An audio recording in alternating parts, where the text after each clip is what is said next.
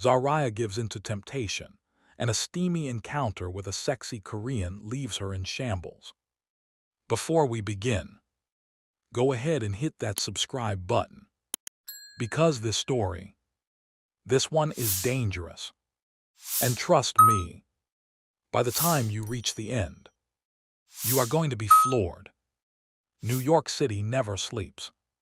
It watches, it judges, and sometimes it swallows people whole, especially girls like Zaraya Bennett, 26 years old, Jamaican, beautiful enough to make strangers forget what they were saying halfway through a sentence, and tired in a way sleep could never fix. Every morning before sunrise, she tied her curls into a neat bun, put on that cream-colored Ritz Carlton uniform, and transformed herself into someone easier for rich people to digest. Polite, soft-spoken, invisible. But invisible women do not get stared at the way men stared at Zaraya. Especially in Manhattan. Wall Street men stared. Old money stared. Athletes stared. Even women stared. And Zaraya had learned something very early after moving to America. Beauty is expensive, especially when you are broke. The hotel lobby glowed gold every night. Crystal chandeliers, fresh orchids, marble floors so shiny they reflected loneliness back at people. Zaraya carried champagne trays through that luxury like she belonged there. But she didn't, because once her shift ended, she went downstairs, far downstairs, to the cramped employee quarters hidden beneath the glamour. Tiny room, tiny sink, tiny life. Still, she survived. That was enough. Until the Olympics arrived. Everything changed after that. The Ritz-Carlton became a circus overnight. Security everywhere. Reporters everywhere. Famous athletes walking through the lobby like royalty. And among them, one man, Min Yi-hwan, Korea's basketball obsession. 6'7", sharp jaw, broad shoulders, face so perfect it looked illegal. Women online called him unreal. Sponsors called him marketable. His teammates called him a machine. But Min Yi felt none of those things. He was exhausted. The cameras, the pressure, the expectations. Everywhere he went, people wanted something from him. Photos, autographs, victories, perfection. Then on the first night at the hotel, he saw her. Zaraya was carrying 2 martinis across the lobby lounge when one of the guests snapped his fingers at her. Not called her, not asked politely. Snapped. Min Yi watched her stop walking slowly, turn calmly, and smile the kind of smile that looked sweet until you listened carefully. "Sir," she said softly, "I'm a waitress, not a Labrador." The entire table went silent. One of the businessmen choked on his drink. And for the first time in days, Min Yi laughed. A real laugh. Not the fake media one. Not the practiced celebrity laugh. A real one. Zaraya glanced toward him briefly. Their eyes met for less than 2 seconds. But something strange happened in Min Yi's chest. Something sudden, heavy, dangerous. Because she did not react like everyone else. No gasping. No starring. No pretending to recognize him. She looked at him exactly the same way she looked at everybody else. And somehow, that bothered him. The next morning, he saw her again. Then again that evening. Then the day after that. And every single time, he found himself watching her. The way she tucked loose curls behind her ear. The way she rolled her eyes at rude guests. the way her Jamaican accent got thicker whenever she was annoyed. It became a problem. By day 3, his teammates noticed. "That waitress again," one of them whispered during breakfast. Min Yi ignored him, but his eyes still followed her across the room. Zaraya noticed eventually. Of course she did. A man that tall could not hide anything, especially attraction. So during one breakfast shift, she finally walked over to his table, set down his coffee slowly, and leaned just close enough for him to smell vanilla on her skin. "You keep staring at me like you lost something," she murmured. Min Yi froze. His teammates nearly exploded trying not to laugh. He cleared his throat awkwardly. "I was not starring." Zaraya raised one eyebrow. "Baby," she said softly, "you've been starring for 3 days." Then she walked away. And Min Yi sat there completely speechless while his teammates lost their minds. That night, for the first time since arriving in New York, he could not sleep, because all he could think about was the waitress with the dangerous smile. If you're enjoying this story, make sure to like and comment where you are watching from. We love the feedback. By the 4th day of the Olympics, the Ritz Carlton no longer felt like a hotel. It felt like a pressure cooker. Athletes rushing through marble hallways, security radios buzzing nonstop, fans waiting outside from sunrise until midnight hopping to catch one glimpse of someone famous. And somehow, in the middle of all that chaos, Min Yi Hwan kept thinking about a waitress. Not the games, not the media interviews, not the gold medal hanging over his head like a threat. Her, Zaraya Bennett, which made absolutely no sense, because women usually made things easy for him. Too easy. They smiled before he even spoke, laughed too hard at his jokes, pretended not to know who he was while secretly recording him under the table. But Zaraya treated him like a regular man who just happened to be very tall and mildly annoying. And for some reason, that drove him insane. By lunchtime, he was inventing excuses to see her. Ridiculous excuses. He ordered room service twice in 1 hour. First for coffee, then for orange juice he did not even drink. When she knocked on the door, he opened it too fast. Zaraya blinked slowly at him, then looked down at the untouched coffee from 30 minutes earlier. "You rich people truly terrify me." Min Yi tried not to smile. "I was thirsty." "You ordered coffee." "I became thirsty again." She stared at him for a long moment, then burst out laughing. Not fake laughter, not polite laughter, real laughter, warm laughter, the kind that slipped out before she could stop it. And Min Yi realized something dangerous right there in that doorway. He liked making her laugh. Far too much.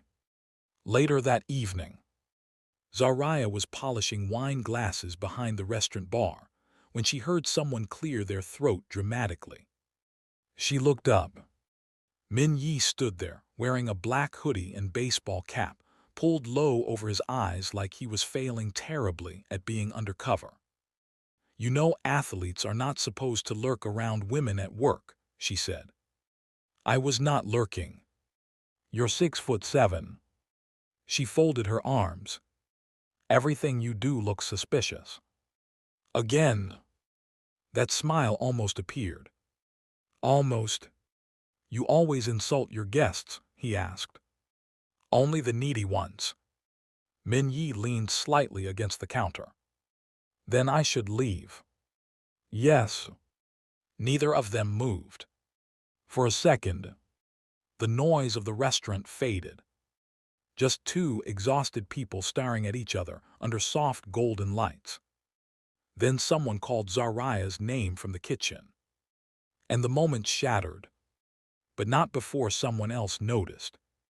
Claudette Vale, floor supervisor, 43. Sharp cheekbones, sharper personality. The type of woman who smiled with her mouth and never with her eyes. Claudette had worked at the Ritz for nearly 15 years, and she hated beautiful women instinctively, especially younger ones, especially women who got attention effortlessly. So the moment she saw Min Yi leaning over that counter smiling at Zariah, something ugly twisted inside her chest. Because men never looked at Claudette that way anymore. Not anymore. The next morning, Claudette cornered Zariah near the service elevators. "You seem distracted lately." Zariah kept folding napkins calmly. "I'm at work folding cloth squares. I promise you I'm focused." Claudette's lips tightened. "You think sleeping with celebrities makes you special." That made Zariah pause. Slowly, very slowly, she looked up. "I'm sorry. You heard me." Now here was the thing about Zariah Bennett. Most people assumed beautiful women were soft. They assumed wrong. Because Kingston had raised her before America ever touched her. And Kingston did not produce fragile girls. So instead of shrinking, Zariah smiled. A dangerous little smile. "With all due respect," she said quietly, "you should stretch before reaching that hard." Claudette's face darkened instantly. "You immigrants come here and forget yourselves." The hallway went silent. For one brief second, Zariah almost lost her temper. Almost, but she swallowed it. Because immigrants working luxury hotels learned early that anger could cost rent money, could cost survival. So she walked away instead. Still, the damage was done. Because Claudette had now decided something. If Zariah wanted attention from famous men, then she would pay for it. That same night, Min Yi returned from training completely exhausted. His muscles ached. His head pounded. Reporters had followed him all day asking stupid questions. He barely noticed himself entering the wrong elevator. Barely noticed pressing the wrong floor. And by the time the doors opened, he found himself somewhere unfamiliar. Quiet hallway. Dim lights. Employee level. Far away from luxury. Far away from cameras. Min Yi rubbed his eyes tiredly and stepped forward. Then stopped.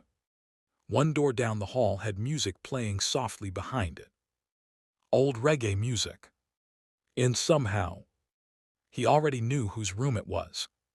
He should have walked away. Instead, he knocked. Softly. 3 seconds passed. Then the door opened. And there she was. Loose curls. Oversized t-shirt. Sleepy eyes. Beautiful in a way that nearly hurt to look at. Zariah blinked up at him in confusion. Min Yi. He looked equally confused. "I think I got lost." Silence. Then suddenly, Zariah started laughing so hard she had to grab the doorframe. And standing there, in the middle of that tiny hallway, Min Yi realized something terrifying. He did not want to leave. Zariah kept laughing long after she opened the door. Not polite laughter. Not cute laughter. Real laughter. The kind that bent her forward slightly and made her curls fall into her face. And Min Yi just stood there watching her like he had forgotten how exhaustion worked. "You got lost," she repeated. "I took the wrong elevator." "To the staff floor?" "Yes." "To my hallway?" "Yes." "To my exact door." Min Yi finally smiled. "Small. Guilty. When you say it like that, it sounds suspicious." Zariah shook her head slowly. Basketball must have knocked something loose in your brain. But she stepped aside anyway. And that one tiny movement changed everything. Her room was small. Painfully small. A narrow bed tucked against the wall. Tiny dresser. Mini fridge buzzing softly in the corner. A little lamp casting warm gold light across the room. Nothing luxurious. Nothing impressive. But for some reason, it felt more peaceful than the entire hotel above them. Min Yi looked around quietly. You live here. Unfortunately. His chest tightened a little. Because upstairs, guests spent thousands of dollars a night on suites larger than this entire room. Meanwhile, Zariah carried their luggage with aching feet and smiled through 12-hour shifts just to afford a space barely big enough to breathe in. Still, she made it feel warm somehow. There was reggae playing softly from her phone speaker. The faint smell of vanilla candles. A half-eaten slice of cheesecake sitting on the desk. It felt lived in. Human. Min Yi realized he had not been anywhere human in weeks. You can sit, she said casually. Unless celebrities only sit on furniture worth $10,000. I am not that bad. You're close. He sat on the edge of the bed carefully. His knees practically reached the wall. That made her laugh again. This room too humble for all that height. Min Yi looked up at her, standing there barefoot under the soft light. No makeup now. No uniform. No forced hospitality smile. Just Zariah. And somehow she looked even more beautiful like this. More dangerous too. For a while, they just talked. Really talked. About things neither of them usually admitted out loud. Seoul, Kingston, homesickness, pressure, loneliness. Zariah told him about leaving Jamaica at 21 with 2 suitcases and exactly $400. Min Yi told her he sometimes missed being unknown more than he missed sleep. You know what people do when they recognize me? He asked quietly. What? They stop seeing me. That landed somewhere deep inside her chest. Because she understood immediately.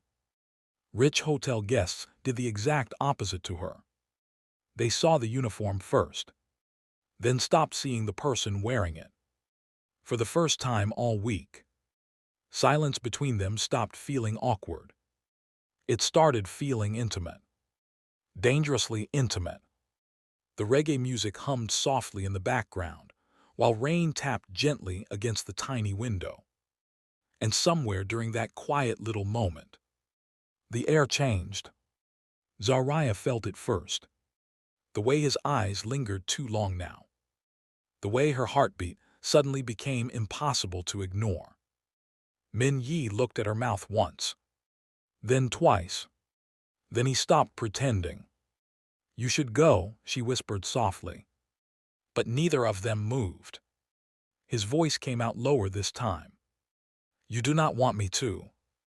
That tiny sentence wrapped itself around her spine. Slowly, she stepped closer. Close enough to smell soap and rainwater on his skin. Close enough to feel warmth radiating from him. Min Yi looked down at her carefully like she was something precious enough to break him. Then his hand lifted slowly. Gentle. Almost hesitant. His fingers brushed one loose curl behind her ear. And Zariah exhaled shakily. That one touch alone nearly undid her. Because nobody touched her gently anymore. New York touched people roughly. Life touched people roughly. But him. He touched her like she mattered. And that was far more dangerous than attraction. Her hand slid lightly against his chest. Firm muscle beneath soft fabric. His heart beat fast now too. Good. At least she was not suffering alone. You keep looking at me like that, she murmured softly. Like what? Like you already know what I taste like. Min Yi's restraint nearly snapped right there. His hand moved to her waist carefully, slow enough to give her time to stop him. She didn't. Instead, she leaned in first. Their kiss started softly, curious, careful. Then suddenly, it wasn't careful anymore. Weeks of tension crashed together at once. His mouth against hers was warm and hungry and patient all at the same time. Zariah melted into him instantly. One kiss became another, then another. Her fingers curled into his shirt, while his hands held her waist tighter now, like he physically could not get close enough. And somehow, despite his size, despite the strength in his body, he still handled her gently, like she was precious, like she was something worth protecting. Min Yi kissed down her neck slowly while she tilted her head back against the wall, breath catching softly. The room suddenly felt too warm, too small, too full of him. And she loved it. Every touch after that became slower somehow, more intentional. The nervous laughter faded. The teasing faded. What replaced it was softer, deeper. Clothes discarded gradually between kisses. Foreheads touching. Quiet breaths shared in darkness. No cameras. No fame. No hotel uniforms. Just two lonely people finding each other at midnight. When he finally pulled her into bed, it felt less like lust and more like surrender. Min Yi kissed her like he wanted to memorize her, like tomorrow might take her away. And Zariah held on to him just as tightly. Outside, rain continued falling over Manhattan. But inside that tiny room beneath the luxury hotel, the entire world disappeared for a while. And neither of them noticed the hallway door quietly opening down the corridor, or Claudette Vale watching everything. The next morning, everything felt different. Not awkward, not shameful. Different. Zariah woke slowly to soft sunlight slipping through the tiny window beside her bed. For a few seconds, she forgot where she was. Then she felt warmth beside her. Min Yi, still asleep. One arm wrapped loosely around her waist like even unconsciousness refused to let her go. And somehow, that scared her more than anything else. Because this was no longer harmless flirting. This was becoming real. Dangerously real. She studied his face quietly, without cameras around him, without interviews, without the carefully trained athlete persona. He looked younger somehow, softer, peaceful. And Zariah realized something she absolutely should not have realized. She liked him, not the celebrity version, not the Olympic star. Him. That was the problem. A huge one. Min Yi opened his eyes slowly and found her staring. A sleepy smile touched his mouth immediately. "What?" he murmured. "You snore." "I do not." "You absolutely do. That is disrespectful." She laughed softly. And just like that, the tension disappeared again. For the next 2 days, they became reckless. Not intentionally. That was the worst part. It never felt reckless while it was happening. It felt easy. Like they had known each other longer than a week. They stole moments whenever they could. Early mornings before his team bus arrived. Late nights after her shifts ended. Quick conversations hidden inside service elevators. Sometimes they barely even talked. Just standing close became enough. Min Yi started texting her constantly. "Are you working tonight? Did you eat yet? Why are your replies so short today?" Zariah pretended his attention did not affect her. pretended very badly. Even the hotel staff noticed she smiled more now. Everyone except Claudette. Claudette noticed something else entirely. The glowing face. The secret happiness. The athlete who suddenly lingered around restaurant corridors too often. And bitterness ate her alive. By Friday afternoon, she finally made her move. Zariah had just finished resetting tables when hotel security approached quietly. Management needs to see you upstairs. Immediately. Her stomach dropped. Because luxury hotels never summoned employees upstairs unless something terrible was happening. The office was freezing cold. Two managers waiting inside. Claudette standing near the wall pretending not to enjoy herself. And suddenly, Zariah understood everything. The accusations came fast. Inappropriate conduct with a guest.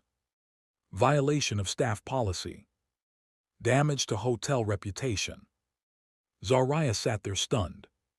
Because they spoke about her like she was disposable. Like she was trash someone forgot to take out.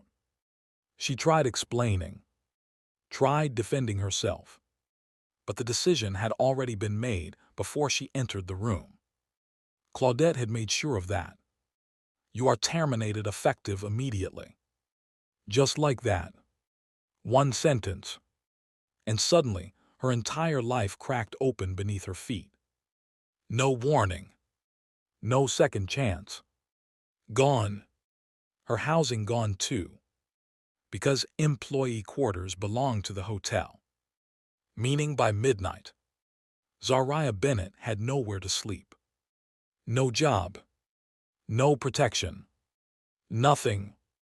And the worst part, Min Yi had no idea. At that exact moment, he was across the city preparing for the biggest Olympic game of his career. Completely unaware that the woman he could not stop thinking about was currently stuffing her entire life into 2 suitcases downstairs.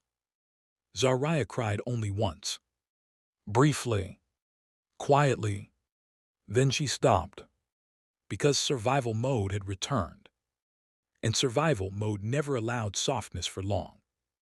By evening, she was gone. No goodbye note. No dramatic farewell. Just absence. The game ended close to midnight. Korea won. Reporters crowded Min Yi immediately afterward, asking about the semifinals. Microphones everywhere. Cameras flashing. But he barely heard any of it. Because all day, something had felt wrong. Zariah had not answered his last messages. No jokes. No teasing replies. Nothing. And now his chest would not stop tightening.